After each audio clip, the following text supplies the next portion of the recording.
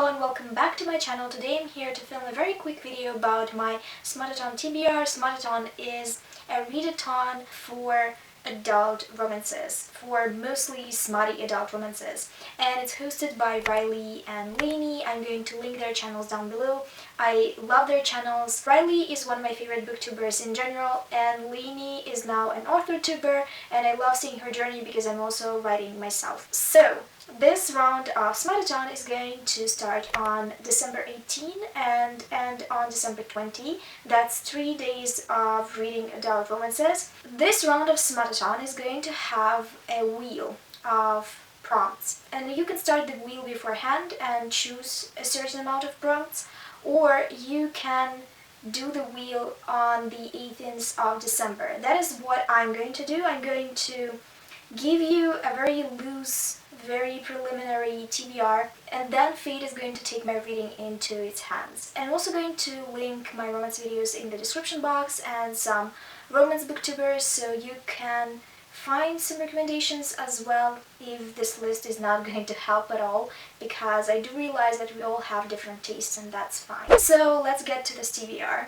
Most of my picks, of course, are FF or MM romances, because that is what I read mostly. I also tried to pick up some MF romances, mostly historicals, because that is almost only MF romances that I'm willing to read. And I think some have trans characters. I really struggled to find romances with trans characters that are adult romances. If you have any recommendations for romances with trans characters, welcome to my comments. I really want them. I would appreciate if you vetted them for me. You never know which ones are actually good, especially when it comes to indies. So the first prompt is Enemies to Lovers, a classic. For it, I've chosen 2 books, and I'm going to pick the one that is going to appeal the most to me in the moment. The first one is an indie. It's Tapping Into Love by Monica McCallan. This is supposed to be about 2 feuding families, but not on the Romeo and Juliet scale, because I actually really don't like Romeo and Juliet retellings. The protagonist comes back to her hometown, and she has some kind of tension with the daughter of the family they're feuding with. I believe the feud is based around business. One of the families produces maple syrup, which is actually super intriguing to me, because feuding over maple syrup is something I've never heard about before. But perhaps the novel is set in Canada, and Canadians, if we believe in stereotypes, do care about maple syrup very much. It's an FF romance, and I've been seeing some good reviews about it. The second one is Slammed by Lola Keeley. I've read one of Lola Keeley's books before. It was Rolling in the Hay, and I really loved the setting and the setup of the romance itself, but I found that the relationship was underdeveloped and didn't believe the enemies to lovers elements. Well, I believe that they are enemies, but I didn't believe in the development. I've read the reviews though, and people were saying that they love other books by this author, so I decided, well, I hope that I'm going to decide when the time comes to pick up Slammed. Slammed is a sports romance about 2 rivals. Don't really know much about the conflict between the protagonist and the love interest, or I guess perhaps they could be 2 protagonists. But sports romances plus enemies to lovers is a winning combination for me, and I have not read many, if any, FF romances that were sports romances. Clearly I need to work on that. The next prompt is dark or taboo romances, and I really don't want to read anything fucked up. Honestly, I can read a lot of fucked up shit and not bat an eye. I do have a very thick skin when it comes to fiction,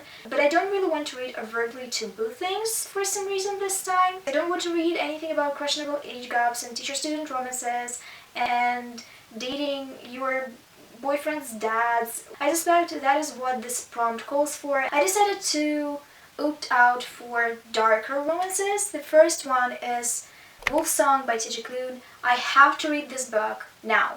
I had to read this book 6 months ago, to be honest. I had to read this book a year ago, because I've been hearing so much about it, and I love TJ Klune's writing. What stopped me for so long is that Script only carries the audiobooks, and I really want to read this one with my eyes. I've been waiting for Script to buy the ebooks, but I guess I just have to buy them myself and not be a Scrooge about it. This one is a very slow burn werewolf romance with some darker topics, so I've heard. And I'm really excited about it, even though I really don't like werewolves and werewolf romances. I don't know, in my opinion, there's just nothing sexy about a wet dog. But you do you. The next prompt is forbidden. It kind of feels similar to Dark or Taboo, but okay. I thought I'm going to pick up The Good Governor by J.J. Arias. It is also an indie about a governor that has an affair with an exotic dancer. And I love this premise. I absolutely do think immediately of Beth Porter. If you've seen the reboot of the L Word, you know what I'm talking about. She's been trying to get elected mayor, I believe. And that is absolutely whom I'm going to imagine in the place of the protagonist, or I guess the governor character. The next prompt is royalty. And I have two options for this. I couldn't find any FF or MM romances that would interest me. There are not that many, to be fair. And I had to choose an MF romance. Yes, I had to. I didn't want to. Well, my options are pretty good. The first one is A Kingdom of Dreams by Judith McNaught. Judith McNaught is my mom's favorite historical romance author, and I've read a lot of her novels as well. So there is a very big chance that I've actually read this book before, and I don't remember. The website where I found the list with royal romances said that this one has someone royal in it. This one is an enemies to lovers as well, and it's about a woman that gets kidnapped from a monastery by this lord who wants to sell her back to her family, I suspect, for money or for some kind of other incentive. And while traveling they fall in love. This could turn very dark, but I don't remember Judith McNaught being very dark. A lot of interesting things could happen with this type of premise. The second book that I'm considering is Dark Lover by J.R. Ward. A lot of people are talking about the series, and I want to read more adult vampire romances because I do love vampires in different genres, representing different things. So I'm very curious about this one. I've heard that the first book is not this good, but I'm willing to take some time with it and to read a couple of books in the series and see if I'm going to enjoy it. Then for Friends to Lovers, I have three options. The first one is Better Than People by Rowan Parrish, which is a dog MM romance. Basically, the two people involved in the romance have dogs. The protagonist, I believe, breaks his leg and needs someone to care for his dogs and to walk them, and he falls for the guy that walks his dogs, which sounds really cute. The book is a part of the Adoris line, which is a Harley Quinn line for LGBTQIA romances that have a promised happy ending, and I really wanted to check the books out from this line. So the second book for this prompt is Slippery Creatures by KJ Charles. Really want to get back into KJ Charles because she writes such comforting romances, and this one is supposed to be about two spies, and I am real excited for two spies, and they are also supposed to be friends, and they grow into lovers. The cover also is so pretty and so pulpy. I love. The next book that I have my eyes on is Wrong Number, Right Woman by Jay. Jay is a hit or miss for me. I love some books and I just don't like other books, but that is a case with every author that writes a lot in different genres. This one is about an accidental text. The protagonist accidentally sends a text to a wrong number. She starts talking to the person on the other side, which turns out to be a woman who's straight. They develop a friendship, but the protagonist has more than friendship feelings for her. The premise is interesting. There is a potential for slow burn and angst, so I am excited for it. I've also seen a lot of fantastic reviews.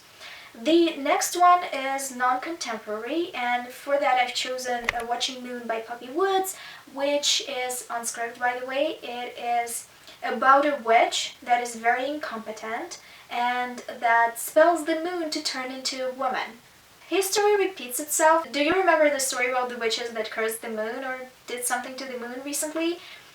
I loved about that one. Either way, the cover looks really cute, and this one is an indie that I really want to give a chance to. The next romance is a sci-fi romance, and you know how picky I am about sci-fi, but I do like a sci-fi romance. It's called Rule Breaker, and it's written by Kathy Pagao. This is the first time I hear about this author, but it turns out that they have a couple of books written. It is set in a fictional mining colony, and features a bisexual protagonist who's also a thief and whose ex comes back into her life to propose a scheme. She agrees to join him and fool this rich woman, but she starts feeling things for her. I just love this premise. I feel like it's going to be action-packed and tense, and the stakes are going to be high. It just sounds really good, and I've never heard about it before from other people, which is a shame. So the next prompt is recommended. This is supposed to be a book that other people recommended it to you. I'm going to pick not a book that is recommended specifically to me, but a book that people talk about a lot on Booktube, which is 𝔻𝕆𝕆𝕂𝕋𝕌𝔹𝔼 by Telly Hibbert. I've tried picking up one of her books, and I really didn't like her writing style, so I'm going to try again with the most popular one of hers and see if it's going to work better for me. The next prompt is one-word title, and for this one I'm going to read something very smutty. It's Spark by Cynthia Dean and 𝔻𝕆𝕆𝕂𝕋𝕌. I don't know much about it, I just know that it's about a sex club or some kind of a secret society. It is supposed to be an erotic novel. The way I said erotic novel just sounded like an erotic novel. Anyway, the cover is intriguing and beautiful, and I don't need to know more about the premise. I just know that it's supposed to be queer, and secret societies are always my thing. The next prompt is fake relationship, and for this I'm going to read Written in the Stars by ℏ𝕼𝕼. It's about these two characters. One is this ice queen, the other one is an astrologist. Their families are pestering them to date someone. They're both queer, and I believe the brother of one of them is setting them up. They don't really like each other on the first date, but they decide to pretend that the date was amazing so people would get off their backs. This one is a very loose adaptation of the Pride and Prejudice. The next prompt is forced proximity, and for this one I have two options. The first one is Truth or Dare by C.S. Spencer. I randomly found it. It is an FF romance that involves 6 people that are trapped in a cabin because of a snowstorm. 2 of them are a long-term couple, 2 are friends that had feelings for each other for ages, and 2 I don't remember, but something is wrong with them as well. Well, not wrong, but something is going on with them as well. And they all foolishly decide to play the game of Truth or Dare or something like that, and I suspect a lot of drama ensues. I love books that have games in them. It always such a drama, but I also love the fact that they are trapped in the cabin and fully cannot escape the drama and have to address it. I feel like this is going to be a good one. And the second one that I've chosen for this trope is Syncopation by Anna Szabo. Anna Szabo is a non-binary author. They have quite a few romances. This one is an MM romance about 2 guys that are on the same band but don't really like each other. The forced proximity element here is that they have to work together, basically. I know that one of the books in this series has a transgender character as the lead or the love interest. That is why I really wanted to pick this series up. I feel like it's a bit older, but I've heard amazing things about it, so cannot wait for this one. I literally have 3 days. Why I've chosen so many books?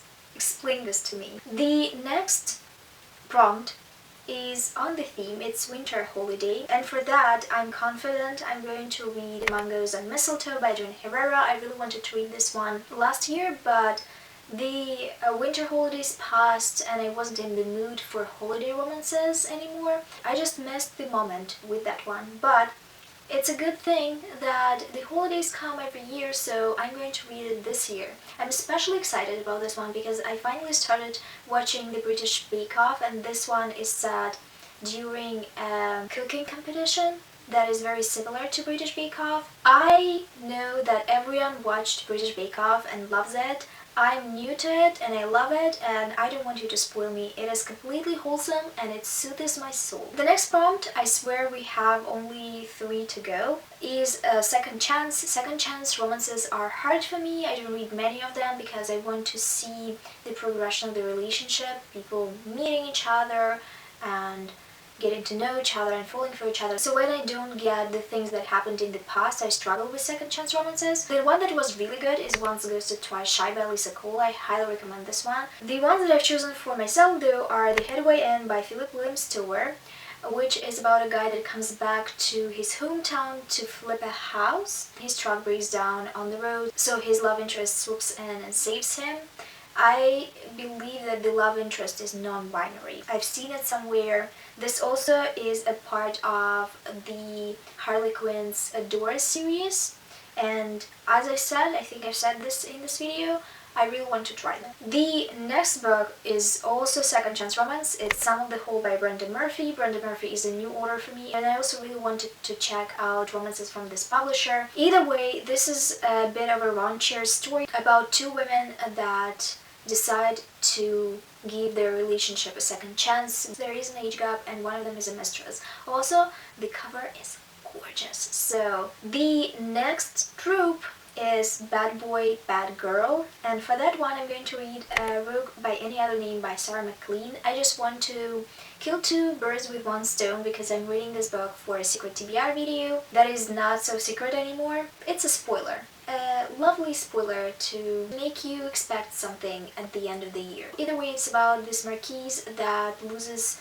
all of his money and land in the game of cards, and then after years and years becomes the owner of a gaming den. His land is sold to someone else, and he discovers that this someone else is his childhood friend Penelope, and that this land is now part of her dowry, so he wants to marry her to get his land back. The premise is chef's kiss. It is sort of forced proximity too, because they have to marry. Well, she doesn't really have to marry him. I suspect he's going to try to seduce her, but he doesn't really want her, he just wants his land back. Can't fault him for that, I understand the hustle. That is one for Bad Boy, Bad Girl.